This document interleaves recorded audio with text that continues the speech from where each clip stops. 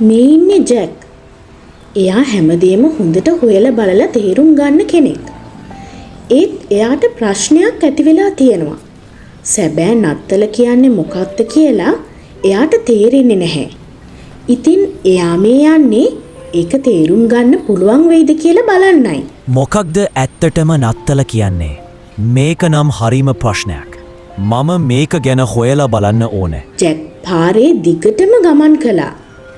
ඔන්න එතකොට එයා නත්තල් ගහක් දැක්කා. ජැක් ටිකක් නැවතිලා ඒ දිහා බලාගෙන හිටියා. මම තමයි ඉතින් නත්තල කියන්නේ. මේ දවස්වල හැම තැනම මාව තමයි දකින්න තියෙන්නේ. මේ දවස්වල මට පුදුම ඉල්ලුමක් තියෙන්නේ. මිනිස්සු මාව අරගෙන ගිහින් ලස්සනට සරසලා ගේ ඇතුලේ තියාගෙන ඉන්නවා. නත්තල කිව්වොත් මිනිස්සුන්ට මාව නැතුවම බෑ. ඒක වෙන්න පුළුවන්ද? එතකොට නත්තල කියන්නේ නත්තල් ගස් හදන එකටද? ඒක වෙන්න බෑ. ජැක් තව ටිකක් ඉස්සරහට යනවා.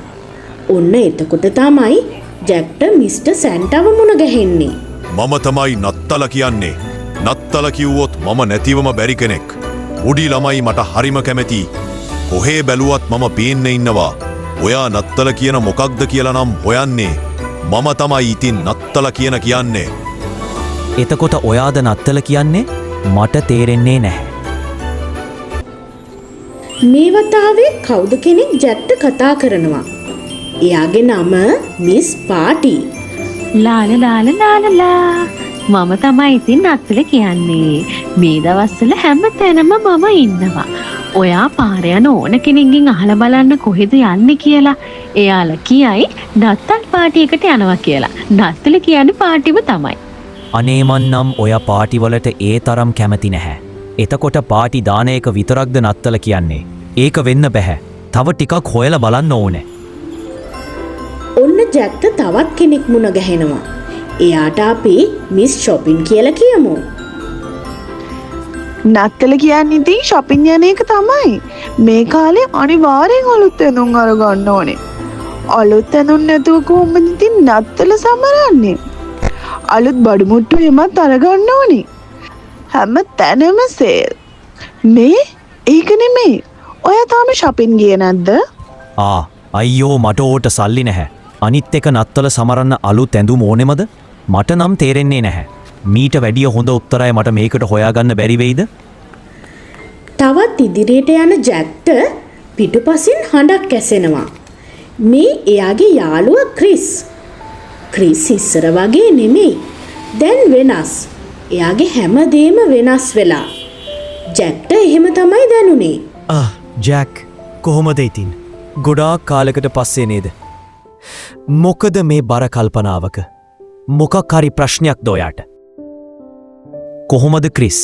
අනේ ඔව් නත්තල කියන්නේ මොකක්ද කියලා ඔයා දන්නවද? මට එක අය එක දේවල් කියනවා. ඒත් මේ එකක්වත් හරි දේවල් නෙමෙයි කියලා මට තේරෙනවා. ඔයා දන්නවද මට මේකට උත්තරයක් හොයාගන්න පුළුවන් තැනක්? අනිවාර්යෙන් මෙයාට හරිම උත්තරේ හොයාගන්න පුළුවන් දෙයක් ගැන මම දන්නවා. මේ තියෙන්නේ මේ තමයි ශුද්ධ බයිබලය. දෙවියන් වහන්සේගේ වචනය.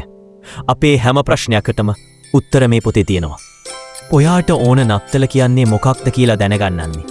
නත්තල කියන්නේ සර්ව බලධාරී දෙවියන් වහන්සේගේ එකම පුත්‍රයාණන්. අපිව අපේ පාපයන් ගලවා ගන්නට බිලිදෙක් විදිහට මේ පොළොවට එව්ව කියලා සිහි කරන කාලයට. හැබැයි ඉතින් සැබෑ නත්තල කියන දේ අද ලෝකේ දකින්න නැහැ. නත්තල් ගස්. නත්තල් සියලා ගැන කිසිම දෙයක් බයිබලයේ නැහැ.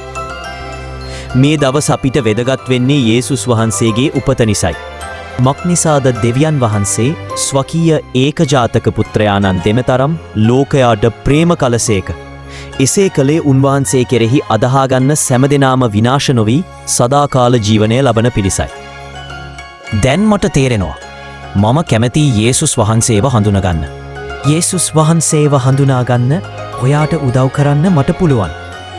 ඒ වගේම ඔයාට උදව් කරන්න පුළුවන් හොඳම තැනට මම ඔයාව අරගෙන යන්නම්. ඒ තමයි දේව සභාව. හොඳයි අපි යමු. ඔයාට ගොඩාක් ස්තුතියි.